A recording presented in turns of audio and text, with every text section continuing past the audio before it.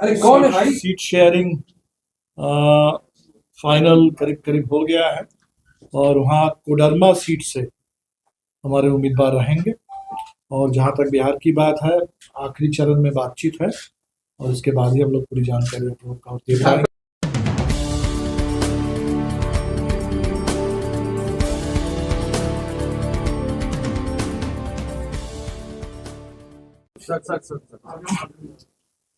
आज 6 मार्च है और अभी पिछले 15 फरवरी को सुप्रीम कोर्ट का हाल के दिनों का कहा जाए तो सबसे महत्वपूर्ण जो फैसला आया था, उस फैसले के मुताबिक स्टेट बैंक ऑफ इंडिया को चुनावी बॉन्ड के बारे में पूरी सूचना, पूरी जानकारी इलेक्शन कमीशन को सुपुर्द करनी चाहिए थी।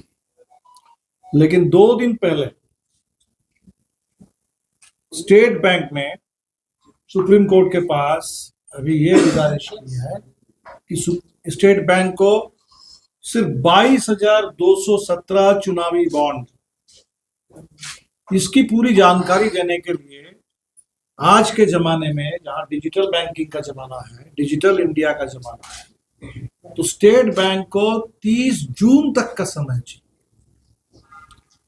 तो हम उम्मीद करते हैं कि सुप्रीम कोर्ट अपने फैसले पर कायम रहेगा और इतना महत्वपूर्ण फैसले, इसको एक पूरा मजाक बना देने की जो कोशिश है स्टेट बैंक, और जाहिर सी बात है स्टेट बैंक के पीछे मोदी सरकार,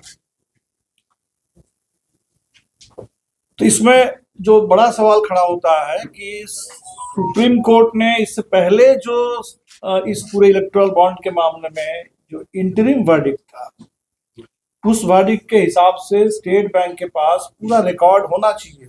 सुप्रीम कोर्ट ने कहा था कि आप रिकॉर्ड मेंटेन करते रहिए, तो रिकॉर्ड तो बिल्कुल सारे जानकार लोग कह रहे हैं कि ये एक फैसले की बात है।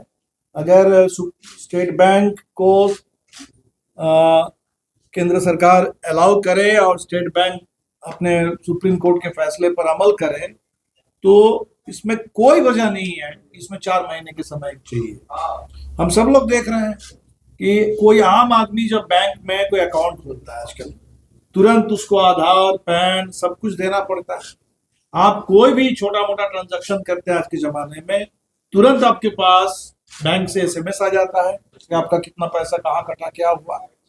और जहां करोड़ों करोड़ रुपए का इलेक्टोरल बॉन्ड का सवाल है, ये हो ही नहीं सकता, इसके बारे में बैंक के पास ठीक से जानकारी नहीं है। तो जाहिर सी बात है कि 30 जून तक समय मांगने के पीछे एकमात्र मकसद है कि चुनाव से पहले ये जानकारी लोगों को उपलब्ध ना हो जाए। और तब ये सवाल उठता है, अभी हमने देखा कि जो 3 तारीख हम लोगों की रैली हुई पटना में, इसके बाद से पूरे भारतीय जनता पार्टी में सब लोग कह रहे हैं हम मोदी परिवार के सदस्य, मोदी का परिवार। तो स्टेट बैंक के इस अपील से बिल्कुल साफ है कि मोदी का असली परिवार के सदस्य कौन है। ये वही कॉर्पोरेट के हैं जो चुनावी चंदा कहा जा रहा है, इसको चंदा नहीं कहना चाहिए, ये रिश्वतखोरी है, ये चुनावी रिश्वत है, राजनीतिक रिश्वत है। और जो लोग कहते हैं कि भाई मोदी राज में भ्रष्टाचार कहाँ है, तो मोदी राज में भ्रष्टाचार का सबसे बड़ा सबूत इलेक्टोरल बॉन्ड घोटाला है। और जो अभी अगर जानकारी पूरी आ जाए तो पूरे देश की जन अदालत के सामने ये सरकार पूरी तरह से विफल हो जाएगी, और इसीलिए ये कोशिश हो रही है। तो हमें लगता है कि ये पूरे देश के सामने बहुत बड़ा मुद्दा है, भ्रष्टाचार का, आर्थिक और राजनीतिक, और सुप्रीम कोर्ट का मजाक उड़ाने, और इसलिए इसको एक बहुत बड़ा चुनाव में, चाहे सुप्रीम कोर्ट जो भी फैसला दे, SBI उसको माने ना माने, ये अपने आप में देश के सामने इस समय बहुत बड़ा मुद्दा है। जो 3 तारीख की रैली थी, बहुत कम समय की तैयारी में हमें लगता है कि बहुत अच्छी रैली हुई।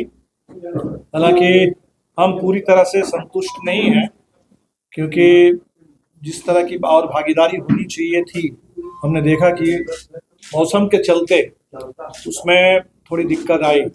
हमारे लोग तो बड़ी रैलियों में 1 दिन पहले से आना शुरू करते हैं, और जो भी दूर दराज से हमारे साथी आए थे 2 तारीख रात को ही गांधी मैदान में डेरा डाले हुए थे और जाहिर सी बात है कि बरसात के लिए कोई तैयारी नहीं थी और बहुत लोगों को तकलीफ हुई।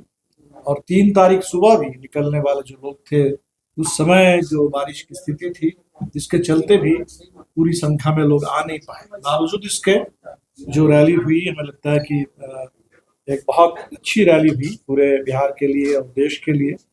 और जो प्रचार हो रहा था नीतीश जी के हटने के बाद कि इंडिया गठबंधन बिखर गया, विपक्ष का जो पूरा तेवर है वो कुछ ढीला पड़ गया है, हमें लगता है इस रैली ने उस सारे भ्रम का जवाब दे दिया है और बिहार से लेकर के पूरे देश में इंडिया गठबंधन की मजबूत उपस्थिति, उसके आक्रामक राजनीतिक एजेंडा, उसको सामने ला दिया है। 9 और 10 तारीख को हमारी पॉलिट ब्यूरो की मीटिंग है पटना में, हम लोग उसमें फाइनल तय करेंगे। अभी तक जो हमारे पास जानकारी है, झारखंड में मोटे तौर पर सीट शेयरिंग फाइनल करीब हो गया है और वहाँ कोडरमा सीट से हमारे उम्मीदवार रहेंगे।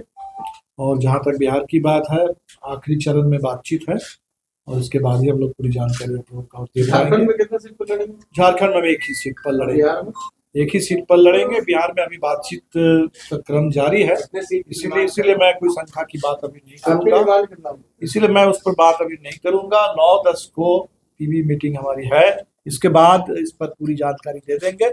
लेकिन हम उम्मीद करते हैं जिस तरह से जनता ने जो उम्मीद जताई है इंडिया गठबंधन पर और जन विश्वास रैली में जो जन सैलाब उमड़ा, तो उस हिसाब से बिहार में हम लोगों को ठीक से सीट शेयरिंग का तय कर लेना चाहिए।